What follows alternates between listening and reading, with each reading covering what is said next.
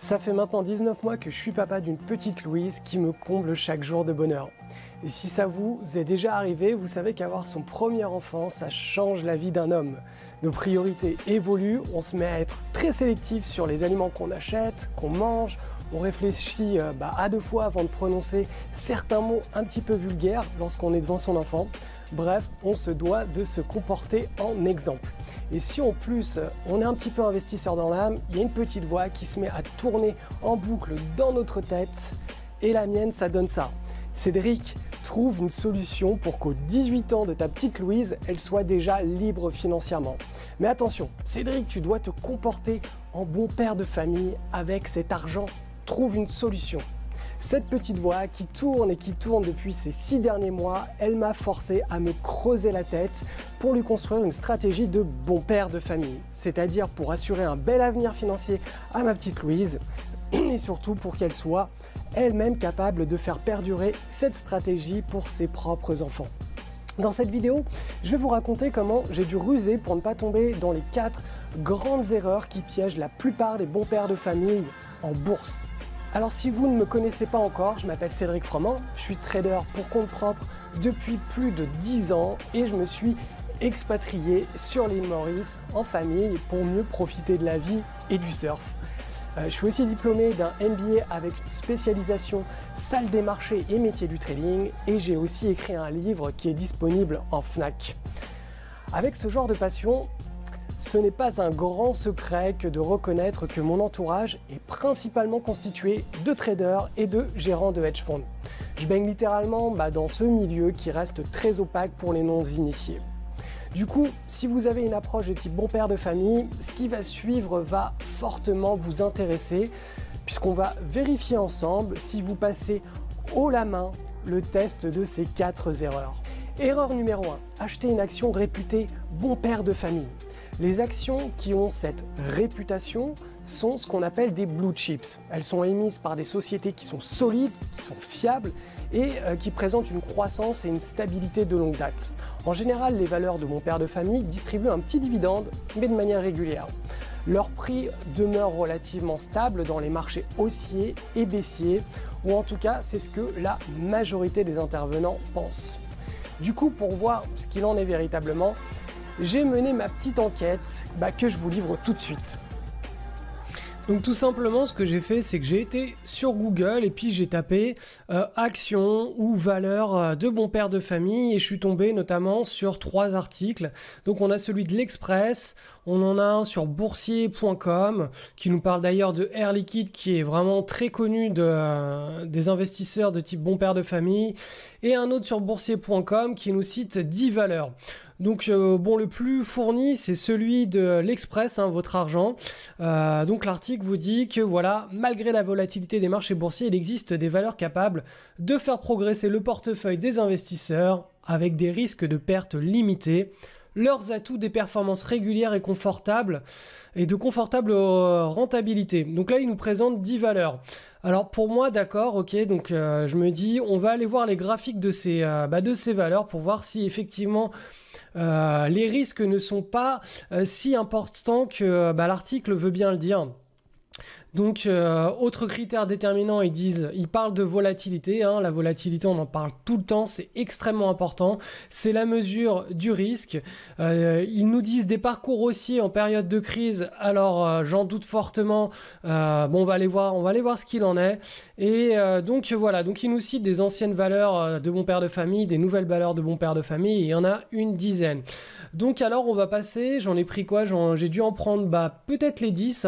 J'en ai pris en tout cas un bon, on va les voir. Alors Safran qui est censé être une valeur de bon père de famille a quand même perdu 90% de sa valeur pendant la crise de 2001 et pendant la crise de 2008 elle a perdu 70% de sa valeur. Après pendant le marché haussier elle a effectué un parcours bien sûr qui est exemplaire comme toutes les actions en marché haussier, les actions surperforment et quand on est investi sur une action unique plutôt qu'un panier d'actions, on aura une surperformance si l'action est plus forte. Par contre, on a très peu de chances pour que concrètement l'action soit plus forte. Il faut savoir que moins de 2% des actions surperforment l'indice. Donc on a quand même 2% de chance de faire mieux que l'indice en choisissant une action comme ça au hasard ou même sur un bon principe.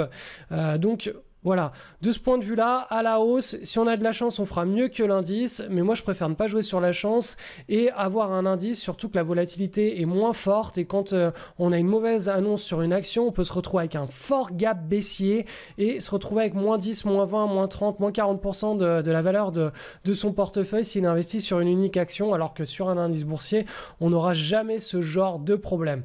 Donc Safran, pour moi, ça c'est pas du bon père de famille du tout, on a une volatilité qui est extrême. Et si l'or, on est passé à moins 40% pendant plusieurs années, pendant la crise de 2000-2001, donc la crise de la bulle des technos, et pendant d'ailleurs 99-2001, le titre n'a pas bougé du tout. Pendant la crise de 2008, il a perdu moins 41%, ce qui est quand même assez énorme.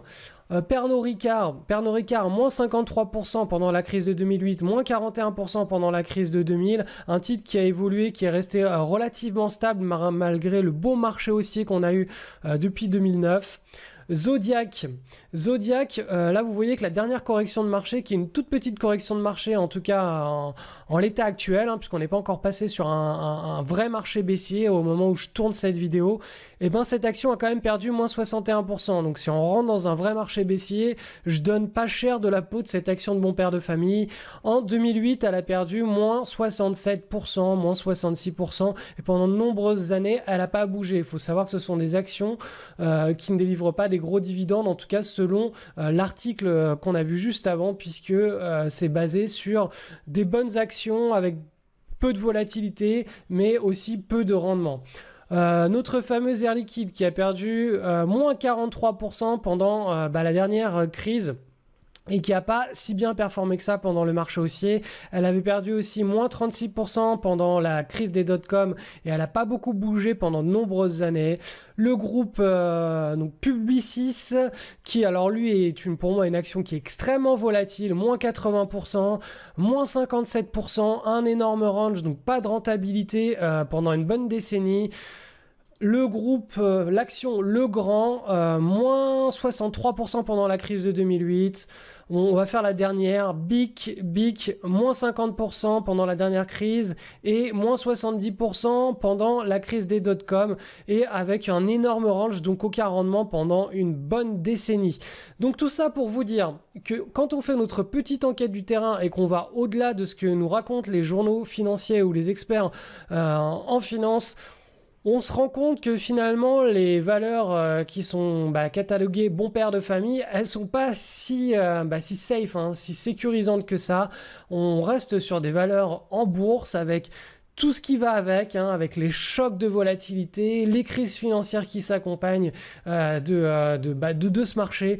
Donc soyez très prudents, les valeurs de bon père de famille ne sont pas si peu risqué que ça, il y a beaucoup de volatilité et pour moi, vaut mieux investir sur une action avec un très très très fort potentiel, un très fort rendement et en mettre une toute petite partie de son portefeuille plutôt que mettre une énorme partie de son portefeuille sur une valeur en pensant que le risque est limité. Le risque, il est omniprésent et plus la volatilité est importante et moins on va mettre d'argent sur le titre et donc au final, moins on aura de risque. L'idée, c'est toujours de correctement sizer ses positions avec une bonne pondération en fonction des classes d'actifs. Donc voilà, le bilan, il n'est pas joli pour les valeurs de mon père de famille. En tout cas, voilà, c'est mon analyse personnelle. Vous pouvez très bien avoir votre analyse à vous, mais moi, ça ne m'inspire pas confiance d'investir mon portefeuille, 100% de mon portefeuille, avec des valeurs de mon père de famille. Ce qui nous amène à l'erreur numéro 2, qui est de croire que l'on aura le sang-froid de détenir pendant 7 ans un placement en perte avec un pic de moins 80%. Un adage boursier dit qu'à long terme, les bourses montent toujours. Cet adage, il n'est pas faux lorsqu'on se focalise sur les entreprises qui ont un rayonnement mondial. C'est d'ailleurs ce que ce graphique de l'indice américain sur 200 ans nous confirme. Par contre, ce que oublie de préciser ce petit adage, c'est qu'il y a de nombreuses périodes pendant lesquelles la bourse ne monte pas. Si on n'a pas trop de chance et qu'on commence à investir sur les actions au mauvais moment, on peut se retrouver pendant 7 années d'affilée avec un portefeuille en perte. Et comme je l'ai déjà dit, cette perte, elle peut atteindre moins 80%, comme cela a été le cas pendant la Grande Dépression de 1930 aux États-Unis.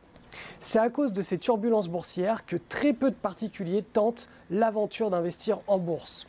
Et ceux qui s'y lancent finissent souvent par craquer pendant ces mauvais cycles boursiers et se jurent de ne plus jamais y remettre les pieds.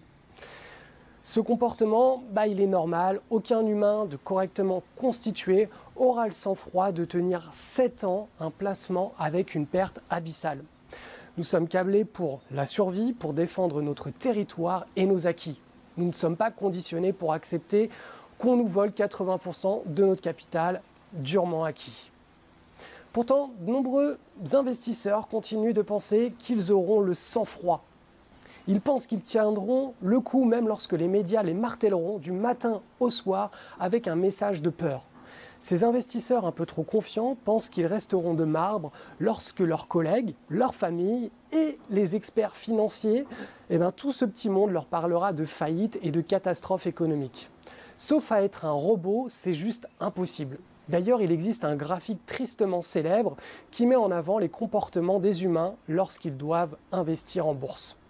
Ce graphique, il ne sort pas de nulle part. Je m'explique. Les courtiers connaissent les positions de leurs clients en bourse. Ils savent quand ils sont acheteurs ou vendeurs. C'est à partir des flux de ces capitaux des épargnants que ce graphique a été mis en lumière par les courtiers. Et face à ce genre de montagne russe, nous réagissons tous très difficilement. Certains diront qu'il faut pratiquer un investissement fractionné, c'est-à-dire en investissant un peu chaque mois tout au long de sa vie pour lisser le risque. Effectivement, ça limite la casse et l'impact psychologique, mais les pertes sont inévitables et ça dure pendant de longues périodes. Car la réalité, c'est que pour qu'on investisse sereinement, il ne faut tout simplement pas s'exposer à ce genre d'amplitude de prix et il faut que nos investissements restent jamais longtemps en perte. Donc ce qui est bête, c'est que les investisseurs particuliers, au final, n'ont d'autre solution que de se tourner vers des placements de type PEL, livret A ou placement monétaire en assurance vie. Et les plus courageux d'entre eux délèguent 100% de leur capital à un professionnel, ce qui nous amène à l'erreur numéro 3, qui est de faire confiance aux belles paroles d'un gérant ou d'un banquier. Lorsqu'on veut investir sur un indice boursier, et donc sur un panier d'actions, il existe deux possibilités, la gestion active et la gestion passive. En gestion passive, l'investisseur achète tout simplement l'indice boursier, il reproduit donc fidèlement et sans frais cet indice. Par contre, en gestion active, l'investisseur délègue ce travail à un gérant. Le gérant a l'obligation d'utiliser les mêmes actions que l'indice qu'il suit, mais il fera des choix stratégiques pour surpondérer une valeur plutôt qu'une autre, on va dire par exemple dans sa stratégie à lui. Le problème, c'est qu'à ce petit jeu, le gérant n'est pas meilleur qu'un parfait novice. Toutes les études qui ont été menées débouchent sur la même conclusion, qui est qu'en moyenne, la gestion active est moins performante que la gestion passive. Par exemple, on a moins de 50% des fonds d'actions américaines qui ont battu l'indice SP500 depuis 2000. Et ce nombre serait bien inférieur si on incluait tous les fonds ayant fusionné avec d'autres ou ceux qui ont carrément fermé boutique. De plus, ces mêmes études ont démontré que sur les 90% de gestionnaires qui étaient classés dans le premier quartile sur les 10 dernières années, l'intégralité de ces gérants sous-performaient leur indice de référence pendant ensuite au moins 3 années consécutives. On peut toujours croire à la valeur ajoutée d'une gestion active, mais les statistiques montrent qu'ils ne font pas mieux qu'une gestion passive. Le problème, c'est que la gestion active va vous coûter en moyenne entre 2,5 et 3% par an en frais de toutes sortes, alors que la gestion passive ne vous coûte rien. Donc quand on sait qu'historiquement, le rendement boursier moyen des États-Unis est de 6,6% net d'inflation avec les dividendes réinvestis, donc sur les actions, on imagine bien que si on reverse 3% par an de sa performance à un gérant de fonds, on se fait voler. Vous voulez savoir de combien les gérants vous dépouillent exactement? Voici le test que j'ai mené pour vous. Donc petit test pour mesurer l'impact des frais que nous prennent les experts en gestion. Imaginons qu'on part avec un capital de 10 000 $ ou 10 000 €, c'est pareil. On investit chaque mois 100 € d'épargne. Voilà, on se dit tous les mois je place un petit peu, je place 100 € sur les marchés financiers en plus de mes 10 000 de départ.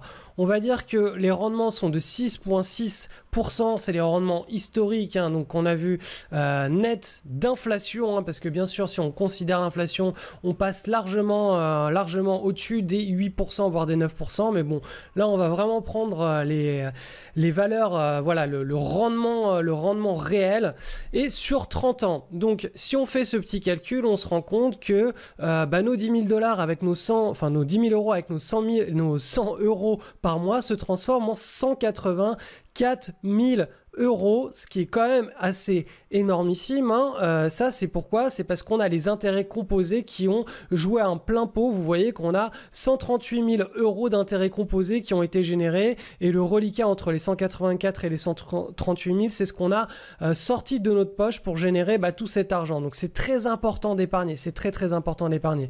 Maintenant on va voir ce qu'il en est si on se retrouve avec exactement la même situation mais un taux à 3,6%. C'est-à-dire qu'on a placé dans les mêmes conditions notre argent mais auprès d'un expert en gestion patrimoniale qui chaque année nous a ponctionné de 3% notre performance. Et là on se rend compte que tout de suite c'est moins sexy puisqu'on se retrouve avec une valeur définitive de 94 000 €. Donc si vous le faites en gestion passive, on est à 184, et si vous déléguez la gestion, vous vous retrouvez avec 94 000 €. Donc tout simplement, vous avez payé la moitié de votre argent est passé dans les poches du gérant de portefeuille. Donc c'est vraiment très important d'avoir cette notion de frais de gestion. Il ne faut pas vous faire enfumer par ça. À partir du moment où vous ne prenez pas en main vos investissements financiers, vous allez reverser la moitié, hein, sur 30 ans, pratiquement la moitié de ce que vous allez gagner, vous allez reverser dans la poche d'un gérant de portefeuille ou d'une institution qui s'occupe de gérer votre argent. Donc soyez vraiment conscient de ça, c'est très important. Il faut opter pour de la gestion passive. Quant aux conseils des banquiers, leur métier est de vendre des produits financiers que leur directeur leur ordonne. Ils se gavent en commission dessus. Beaucoup ne savent même pas ce qu'il y a dans leurs propres produits en vente. Faites le test, posez-leur la question, vous serez choqués de leurs réponses. J'ai fait le test dans ma propre banque et le directeur, qui refourguait donc massivement son produit à tous les expatriés de l'île Maurice, m'a simplement lu son prospectus et puis après il était incapable de m'expliquer les risques qu'il y avait dans ces produits financiers et que ça impliquait pour mon placement. Alors si vous comptez sur un banquier pour vos placements, vous devez vous réveiller d'urgence. Ma conclusion, c'est n'optez pas pour de la gestion active à long terme, sauf si les frais sont minimes. Car en gestion active, ce qui pose réellement problème, ce n'est pas la qualité du gérant, car ça, c'est purement aléatoire. Ce qui pose vraiment problème, c'est les frais qu'il vous facture chaque année. Le bon père de famille, qui est passé par les 3 premières étapes de cette vidéo et qui s'est bien fait vider les poches, se dirige donc naturellement vers la 4e erreur, qui est de se résigner à placer son argent sur un support sans risque et sans rendement. L'objectif d'un bon père de famille, c'est d'analyser chaque situation, puis de prendre la meilleure décision pour que sa famille avance. Cette décision, elle doit engendrer à la fois un gain en termes de bien-être familial et à la fois engendrer un risque minimum. Un bon père de famille maîtrise cet équilibre optimal entre risque et rétribution. En aucun cas, un bon père de famille agit comme une victime qui reste prisonnière de ses propres peurs et qui l'empêche à lui et à sa famille d'avancer. Donc par exemple, baser sa stratégie patrimoniale sur le livret A, c'est agir en victime. C'est rester immobile dans un monde qui bouge en permanence. L'autre exemple, c'est les placements à capital garanti et sans risque, comme les certificats de dépôt bancaire, qui d'ailleurs au passage supportent le risque de faillite de la banque, ou encore les fonds monétaires des assurances vie, qui eux supportent le risque de faillite de l'État. Ce genre de rendement ne permet pas à une famille d'améliorer significativement ses conditions de vie à moyen ou long terme. Actuellement, les contrats d'assurance vie, ils nous délivrent en moyenne que du 3% par an. Et compte tenu de la politique des taux zéro des grandes banques centrales qui sont contraintes de faire de la création monétaire dans le monde entier, la tendance est clairement une baisse des rendements des assurances vie sur la décennie à venir. Le livret A est carrément à 0,75% en ce moment. Donc oui, on pourra aller beaucoup plus bas sur les rendements du livret A dans les prochaines années. Si vous faites l'erreur de choisir une stratégie qui est trop défensive pour votre épargne, voici à quoi ressemblera votre capital dans 30 ans. J'ai fait la simulation pour vous. Alors on va voir qu'est-ce que va nous rapporter une gestion de bon père de famille qui est beaucoup trop sécurisée, à savoir on a par exemple 10 000 euros, on les place sur son livret A et tous les mois on rajoute 100 euros. On a un salaire qui tombe, on se dit je mets 100 euros de côté et ça nous paye 0,75% par an, c'est les taux en vigueur actuels. Un placement à 30 ans, tout simplement, ça va vous générer 52 879 euros. Vous allez me dire, c'est pas mal, mais bon, c'est pas fou, c'est pas ça qui va vous payer votre retraite, qui va payer les études de vos enfants et qui va vous procurer une indépendance financière. Maintenant, partons du principe qu'on est exactement dans la même situation, mais qu'on place sur du monétaire au sein d'une assurance vie. Donc, on va être davantage sur du 3% par an, en partant du principe que il n'y a pas un défaut sur les obligations d'État françaises, puisque les fonds monétaires sont principalement investis sur des obligations françaises. Donc, si l'État français ne fait pas défaut, vous avez effectivement vos 3% d'intérêt qui sont versés chaque mois. Et là, vous vous retrouvez au bout de 30 ans avec 82 800 euros. Donc c'est déjà mieux que le livret A, mais c'est pas non plus ça qui va vous rendre indépendant financièrement. Et voilà, en gros, c'est pas grâce à ce genre d'approche que vous allez faire améliorer la situation de votre famille, que vous allez pouvoir prendre une retraite paisible ou prendre une retraite, on va dire, bien avant l'âge. Par contre, à partir du moment... Alors tout ça, c'est avec inflation, parce que si je fais net d'inflation, là, on va se retrouver avec des rendements négatifs sur le livret A. Là, sur les contrats d'assurance vie, on va se retrouver avec un rendement peut-être légèrement positif. Donc là, tout ça, c'est du rendement, ce qu'on appelle nominal. C'est pas net d'inflation. Donc, sur les marchés financiers, sur les actions, le rendement historique, il va être autour de 8,8%. Donc, avec exactement la même stratégie patrimoniale, au bout de 30 ans, vous n'allez pas vous retrouver avec 50 000 euros, ni avec 80 000 euros, mais avec 300 000 euros.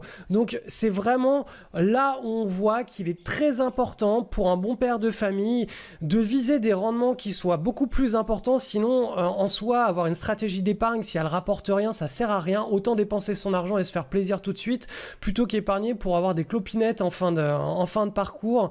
Donc, il faut faire un choix. Et ce choix, il doit être avec un équilibre optimal entre le risque et le risque, la volatilité du portefeuille pour qu'on craque pas en cours de chemin, et les rendements. Il faut que ces rendements soient quand même significatifs pour que en fin de parcours on ait quelque chose d'intéressant. Sinon, ça vaut pas le coup de mettre en place des stratégies d'épargne et autant se faire plaisir à très court terme et tout dépenser.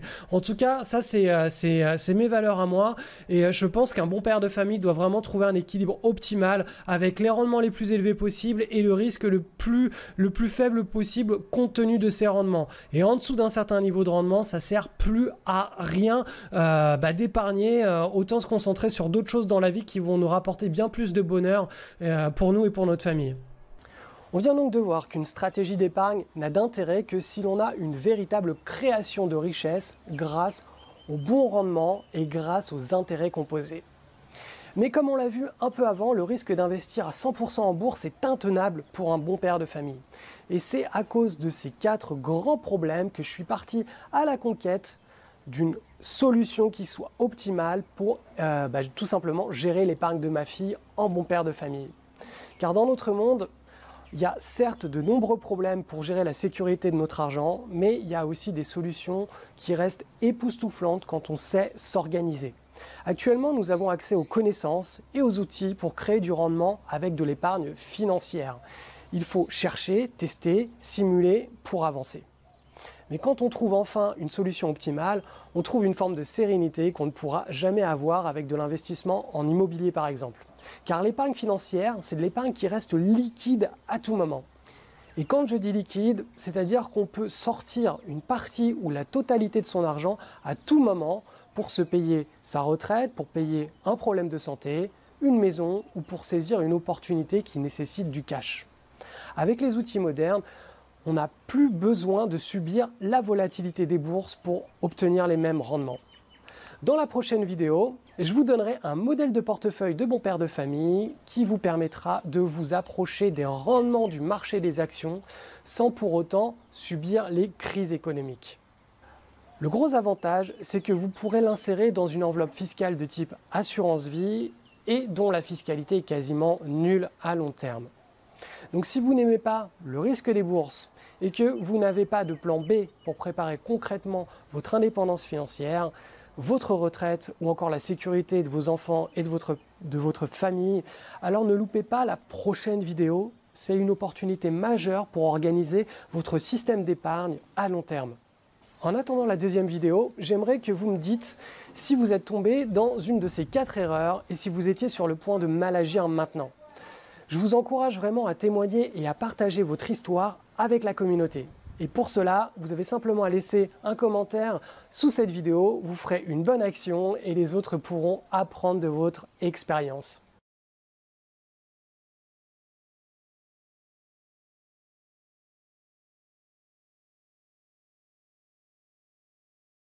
Bonjour, il y a 14 mois, je vous annonçais avec beaucoup d'émotion que j'étais papa. Aujourd'hui, je partage avec vous un pur instant de bonheur que nous avons vécu en famille il y a quelques jours.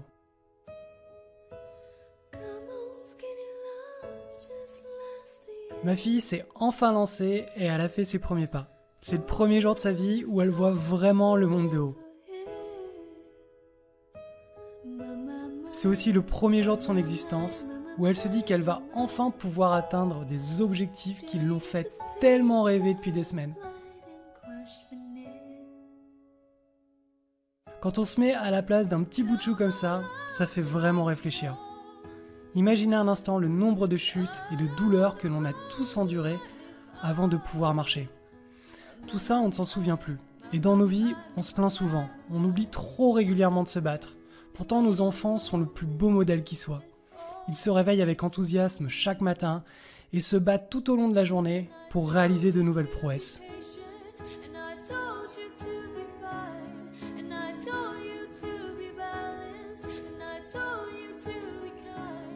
Ma fille, c'est clairement ma plus belle source d'inspiration et mon plus beau modèle de courage.